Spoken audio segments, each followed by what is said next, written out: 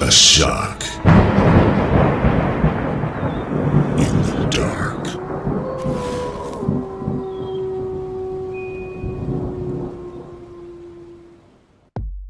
Today on A Shock in the Dark, it's something fun.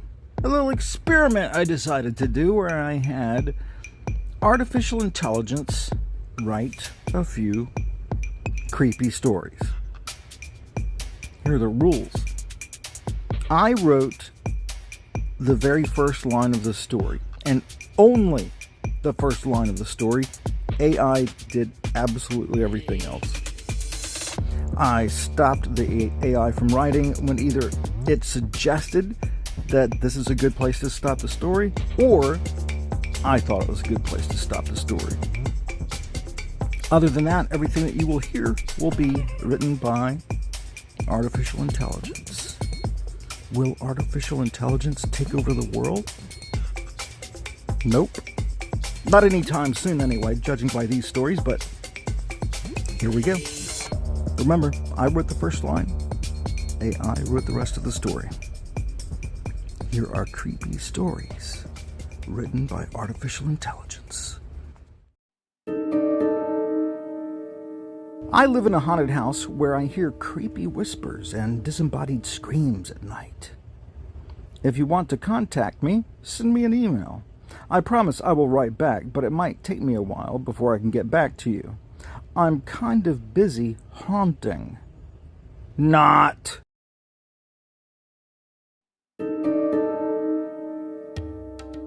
I am looking for advice on what I can do about my husband who is possessed by Satan. All he does is deny our marriage and keeps contacting my best friend with whom I share everything. He would accuse me of doing things I didn't do and destroy my property and credit. Then we were to have a separation.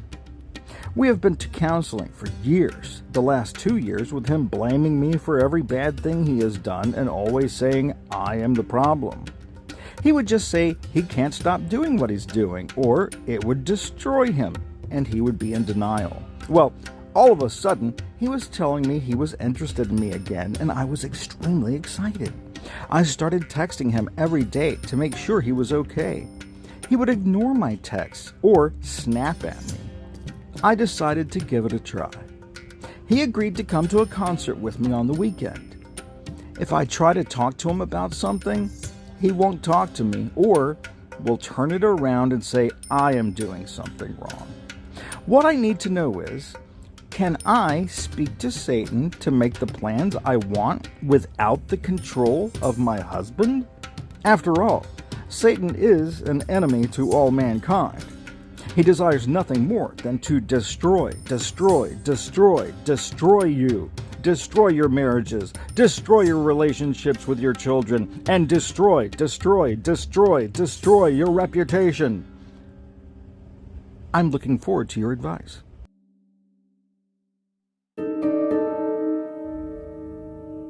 There is a demon living under my bed, and I can prove it.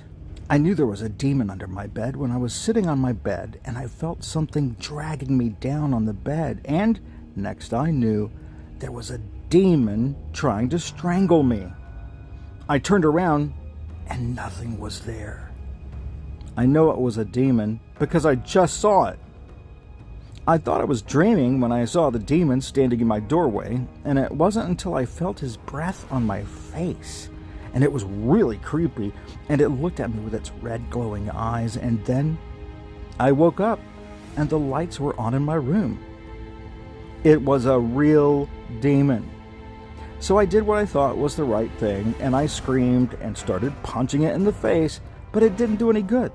It was too big, and it had too much strength for me, so I had to find some scissors.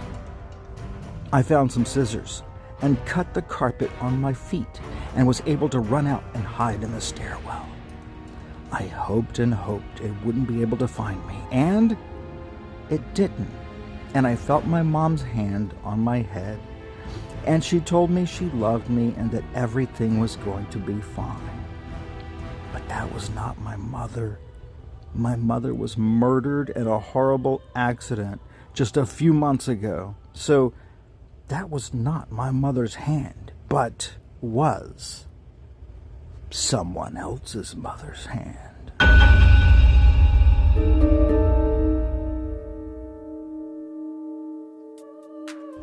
If you are worried that you may have died and not realize it, there are 3 ways to determine if you are a ghost. First, how long have you lived on this earth? Second, have you been in this room or that room since then? And third, have you eaten anything? Here is what I can tell you about being a ghost. I am not a spirit. I do not die and go to heaven, and I do not take a specific form on earth, although I like to think I might have the face of Oscar winner Jessica Lange. I am not a leprechaun.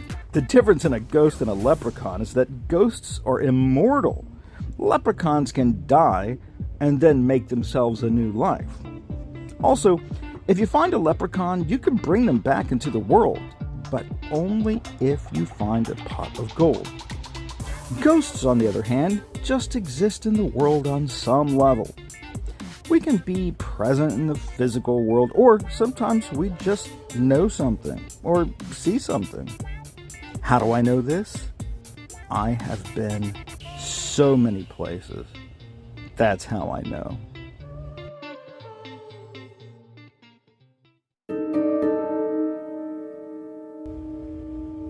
Today, I picked my first victim to stalk.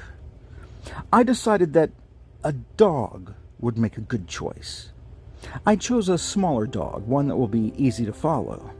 I picked Chihuahua, which will be the most useful. I love the little dogs. They're small, easy to handle, easily led, and easy to keep an eye on. I ran into a dog rescue down the street, but they only had 2 dogs. I need to secretly watch the dog to see if he gets adopted or killed. I was walking this afternoon and decided to just walk and see what I could see. I saw lots of ducks on the lake.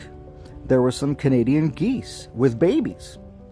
No, geese will not make a good choice for this experiment, but they were delicious. After I ate lunch, I decided to walk around and pick a victim.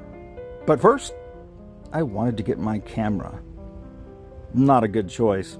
I have always wondered if people would remember me if I was seen, so I chose to hide behind a tree, walking slowly, camera in hand. I saw a deer, so I stopped and hid. Now, I'm not sure if this is a good choice or a bad choice. I'm not the type to chase after them, so I'll have to decide later. But humans are better prey. A man walking his dog saw me and started to follow me. He was about 30 feet behind me when I spotted another man walking his dog about 5 feet behind him. I did not see them again, but they were no doubt concerned and wondering what type of evil person was watching them. It wasn't until I looked in a mirror that I decided that I was not as creepy as I originally thought. Maybe I could get a job stalking people. Maybe I could get full-time job as a stalker. I think that it would be better than wandering around picking people for free. You just know the novelty would eventually wear off and I'd just get bored. It's better to get paid for stalking.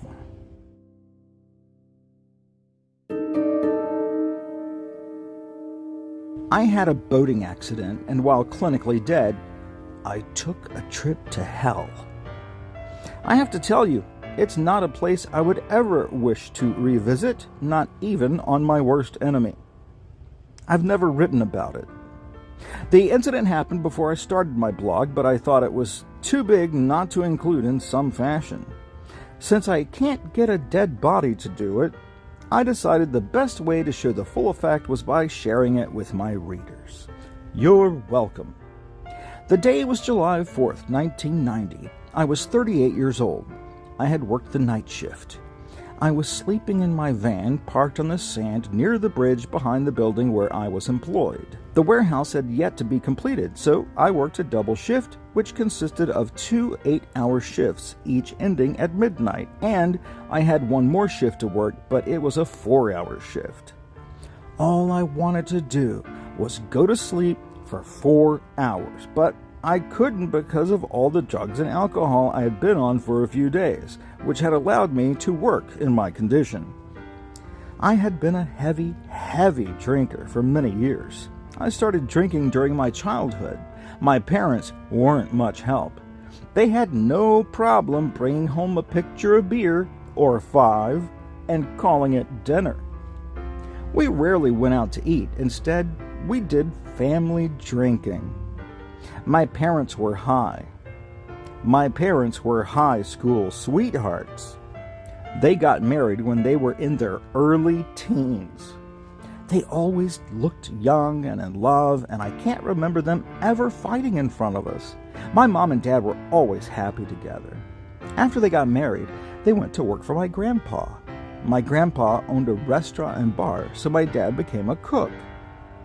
Anyway, one day, they sat me down in a room with a scruffy old guy who looked a lot like Satan, and some giant spider. The guy with the fluffy pants was there too. I told him that I'd been sent to hell to prove how wrong he was. That was all he needed to know to turn into a monster.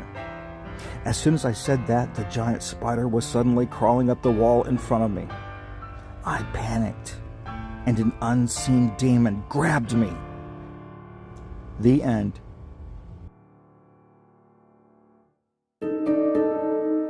Today, I saw the ghost of the witch who lived on my property in the 1700s. Last night, she had come to my door and insisted I take her to church. Of course, I did. But where did she get my address from? I was dressed in my best this morning and prepared to take her to St. Andrew's Episcopal. But then she changed her mind and said she wanted to go to the Jewish temple where she liked the minister. I reluctantly got into the car and we drove the few miles. I was in no mood to get myself pecked on the cheek this morning. She began babbling about the Holy Trinity. Oh, really? And then tried to pick a fight with me about the number 3. I told her the number 3 had nothing to do with it, that I was just referring to the fact she could go to the Jewish temple. She said that she was not right, and I should look up the lot in the Bible. She ended up jumping from the moving car.